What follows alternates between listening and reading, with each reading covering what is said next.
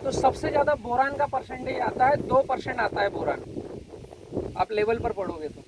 बाकी के दूसरे जितने माइक्रोन्यूट्रिएंट्स है, iron, zinc, molybdenum, copper, cobalt, chlorine, ये 0.002, 0.003 ऐसा परसेंटेज आता है। या कोई लिख कर देगा 500 ppm, वो एक नई टेक्निक है किसान को उल्लू बनाने की, ppm 500 ppm मतलब हमें लगता है कि इस 1 किलो में 500% है। वो एक भ्रांति फैलाने वाला लिखावट है। जबकि 500 ppm मतलब मैं अगर बात करूं कि ये एक लकड़ी का टुकड़ा है, इसका 1 लाख भाग कर दूं और उस एक को उठाऊं तो वो हो गया पार्ट पर मिलियन। 1 लाख भाग का एक हिस्सा, 1 लाख रुपए में से 1 रुपया, उसको बोलते हैं पार्ट पर मिलियन। तो उसको परसेंटेज में दर्शाएंगे तो 0.1 लाख में कितने 6 अंक आते हैं, तो 0.0000001 माइक्रो में है, वो माइक्रो में है, वो तो दिखेगा भी नहीं।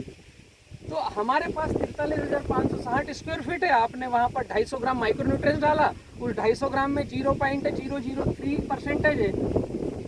250 ग्राम डाला है 43,560 स्क्वायर फीट पे, कुल मिलाकर के 1250 पौधे पर 1 एकड़ में 250 ग्राम। तो पहले तो ये समझना पड़ेगा कि एक पौधे पर गया कितना, और उस एक पौधे पर अगर वो गया 2, 4, 5 ग्राम, तो उस ग्राम के अंदर उसका परसेंटेज है 0.003। ऐसा करके पौधा खुशबू मिलेगा, जब भी खुशबू भी नहीं आएगी उसको, इतना कम मात्रा में जाता है वो। इसके लिए मैंने बतलाया गया है दूसरी ड्रेंचिंग में कि 200 लीटर पानी, 20 से 25 किलो ताज़ा गोबर, 2 से 4 किलो गुड़, और उसमें फिर वाइसिनोमेटा बोला है।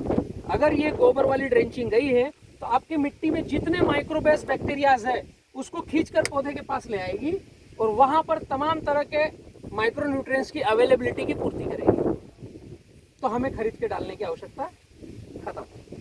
आप अगर कचरे की मल्चिंग कर रहे हैं और गुड़, गोबर, गोमूत्र 30 दिन में एक बार दे रहे हैं, तो आपको जीवन में किसी भी फार्मिंग में, किसी भी खेत में माइक्रोन्यूट्रिएंट्स खरीदने की आवश्यकता नहीं।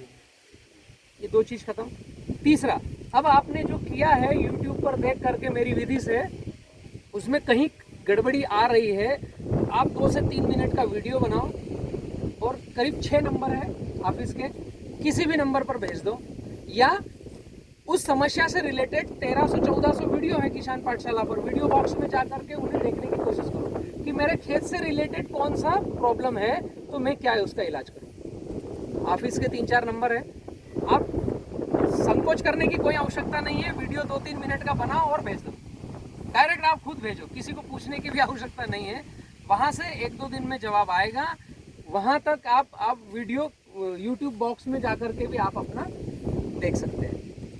अभी इतना ज़्यादा ट्रैफिक हो गया है कि मैं अगर बतलाऊँ, मेरे व्हाट्सएप पर तो 40 से 50 हज़ार SMS का पर डे का ट्रैफिक है 24 घंटे। तो मैं अब कम देख पा रहा हूँ, या ऐसा लग रहा है किसानों को कि भैया कम जवाब दे रहे हैं। अभी 50,000 SMS पर डे है, तो मेरे पास ऐसा मैकेनिज्म नहीं है कि सबको मैं जवाब दे दूँ। तो फिर उनमें से जो बेस्ट सामने आ गए, जिनका एक जैसा डिसऑर्डर है, उनमें से एक को जवाब दिया, वो यूट्यूब पर डाल दिया, तो वहाँ से आपके सिमिलर जवाब को कैच करके आप अप्लाई कर सकते हो। लेकिन हर एक की खेती अलग अलग है, ये ध्यान रखना है। उससे रिलेटेड हमें हमारा दिमाग लड़ाना है कि मेरे खेत में ऐसा हो रहा है, भैया ने ये जवाब दिया है, क्या ये मेरे खेत से मिलता जुलता है, तो मुझे अप्लाई करना है। लेकिन जो भी अप्लाई करो पौधे के तने से दूर करना है, किसी भी एप्लीकेशन में। ये प्रक्रिया है, इस प्रक्रिया से हम जीवन भर सीखना सिखाना करते रहेंगे। आपको संकोच करने की आवश्यकता नहीं है कि आपने किस कंपनी का पौधा लगाया है। मैं वसुधैव कुटुंबकम में विश्वास रखता हूँ, सारे किसान मेरे भाई बंधु हैं। गठान लगाया या किसी भी कंपनी का पौधा लगाया, आपको अगर मेरे से जानकारी चाहिए तो आप बिल्कुल वीडियो बनाकर भेजिए, आपको जानकारी मिलेगी। जहाँ तक हम आपके साथ चलेंगे, चलते रहेंगे। ठीक है सर, ये जो थला काम आ गया है उस पर 0050 और ये बोरान सब बंद करो। हाँ, फल पर कोई भी स्प्रे देना बाहर से आर्टिफिशियल, उसको बंद करो। फल पर स्प्रे कौन सा देना है वो मैं बतलाता हूँ। फल जैसे निकल रहा है उस समय देना है थ्रिप्स माइट्स को भगाने के लिए। फल निकल के आ चुका है, अब टर्न हो रहा है, उस समय देना है थ्रिप्स माइट्स को भगाने के लिए ताकि उस पर दाग ना आए। और एक आध फफूंदी नाशक का दिया तो भी चलेगा, ताकि हम उसके जब नीचे से कमल तोड़ते हैं तो वहाँ से पानी गिरता रहता है, वहाँ पर फफूंद ऊपर चढ़ना चालू होती है और बारिश के मौसम में वो ज़्यादा चालू होती है। तो एक बार आप फफूंदी नाशक दे सकते हो। अगर आपकी फ्लावरिंग आ रही है उस समय आपने कार्बन डीजम और वाइसेनोमेटा ड्रिप से या ड्रेंचिंग करके दे दिया है तो फिर स्प्रे में भी फफूंदी नाशक की आवश्यकता नहीं, क्योंकि पौधा सिस्टेमेटिक टॉलरेंस हो जाएगा, रेजिस्टेंट पावर से हो जाएगा। अभी हम अगर पौधे में, जहाँ तक मेरा रिसर्च है, मैंने जो देखा है समझा है कि हम अगर पौधे में 05234 बोरान या फिर आपके यहाँ एक वो जादू की डिबिया आती है 2 ग्राम वाली जिब्रेलिक एसिड, ये सारा कुछ जो दिया हमने, तो पौधा अननेसेसरी विकास कर लेता है। पौधे से मतलब फल, पौधा तो जो बढ़ना था वो बढ़ चुका, जो साल भर आपने खिलाना था वो उसने उसके तने में इकट्ठा किया, वही उंडेल कर फल को देगा, ये उसका नेचुरल विकास हुआ है।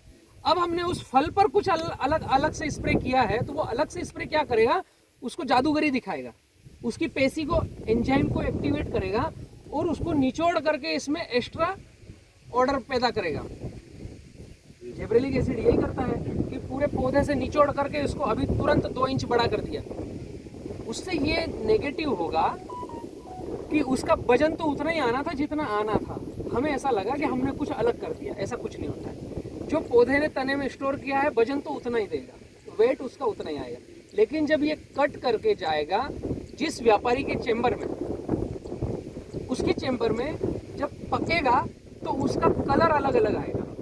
जिस पौधे पर जिब्रेलिक एसिड ज़्यादा चले गया है उसका कलर अलग रहेगा, जिस पर कम गया है उसका कलर अलग रहेगा, भले ही एक ही खेत से कट के आया है। तो वहां पर अच्छा व्यापारी आने को डरेगा। उस क्षेत्र में क्षेत्र गंदा हो जाएगा, उस पर मार को लग जाएगा कि यहाँ पर एक जैसा माल नहीं मिलता। एक गड़बड़ी ये होगी। दूसरा होगा कि ये जो पंजे हैं, पंजे में जहाँ से कट के गया है यहाँ पर फंगस आना चालू होगी, लंबा नहीं चलेगा। व्यापारियों की पहली प्राथमिकता क्या है कि मेरे पास केले चेम्बर में आए, उसको पकाया और मैंने जिस ठेले वाले को दिया, वो ठेले वाला अगर 5 से 7 दिन में भी बेच रहा है तो उसका केला गिर कर टूटे ना, यहाँ से झड़े ना, केला लंबी चाल का हो। ऐसा ना हो कि तीसरे दिन इसमें फंगस आ गई और टूट के गिर रहा है। अगर हम और आप मार्केट में जाएंगे चौराहे पर और ठेले पर केला खरीदने जाएंगे तो हम क्या देखेंगे, सुंदर, कलरफुल, बिना फंगस वाला। आंखें देखेगी वही खरीदेगी, खाएंगे तो बाद में टेस्ट कैसा है। तो उसके ठेले पर ये काला पीला है तो बिक्री कम। अब वो ठेले वाला वहाँ रिपोर्टिंग देगा, भैया आपकी जो गाड़ी आई थी सुल्तानपुर से आई थी, कहाँ से आई थी, उसने बता दिया सुल्तानपुर से। तो फिर वो क्या बोलेगा कि भैया सुल्तानपुर की गाड़ी अगली आए तो मुझे केला मत देना, ये मेरे पास पहले ही 30% बचा हुआ है। अब वो वहाँ का व्यापारी आपके सुल्तानपुर के व्यापारी को बोलेगा, इस्लाम भाई ये केला किन के यहाँ का था, ये केला रमेश भाई के यहाँ का था, तो अगली गाड़ी रमेश भाई की है कि मेरे को मत बेचना। ऐसा ही होता है। और अगर उस ठेले वाले ने बोला कि भैया ये मेरे यहाँ तो केला फटफट बिक गया और फंगस ना आई, तो वो उसको बोलेगा, वो यहाँ सुल्तानपुर में बोलेगा और रमेश भाई के यहाँ 50 पैसा रेट ऐसे ही पड़ जाएगा। तो हम जो जिब्रेलिक एसिड ये जो दे रहे हैं इसको तुरंत बंद करो। पूरे उत्तर भारत को मैं कह रहा हूँ, सारे जादू की झप्पी तुरंत बंद करो स्प्रे देना। अब हमें उसको केले को कैसे निखारना है, आपका ये प्रश्न भी होगा। तो केले में पानी प्रबंधन का मोस्ट ध्यान रखें कि जड़ों की कक्षा में कीचड़ ना हो, ऐसी नीलपी ना हो। तो हम जो भी फर्टिलाइजर दे रहे हैं, खाद दे रहे हैं, पौधा फटफट अपटेक करेगा। और घर भरने के समय हम पौधे को, फ्लावरिंग आ गई है उसके बाद से कटने तक क्या दें ताकि बहुत सुंदर आए, अच्छा आए और व्यापारी जो लेकर जाए उसको कलर शाइनिंग मिले। इसके लिए 1000 पौधे पर 30 दिन के लिए 50 किलो पोटास और उसका 20% कैल्शियम नाइट्रेट। तो 50 किलो का 20% हुआ 5 दूनी 10, 50 kilo potash, 10 kilo calcium nitrate, ये हो गया आपका 60 किलो। इस 60 किलो में 200 ग्राम पोटेशियम ह्यूमेट मिला लो, ठीक है। 60 किलो का 3 गुना, या तो जिस खेत में हम खाद दे रहे हैं उसकी मिट्टी या गोबर या मिट्टी गोबर मिक्स। तो 60 किलो हमारा खाद है तो 6 6 दून 12 क्षेत्रीय 18 180 किलो हमें मिट्टी या गोबर मिट्टी मिक्स उसको मिलाना है। नीचे पॉलीथीन बिछाओ, उस पर ये 60 किलो खाद और 180 किलो गोबर या मिट्टी उसको मिश्रण करो, थोड़ी नमी होना चाहिए, उसको ढककर रख दो।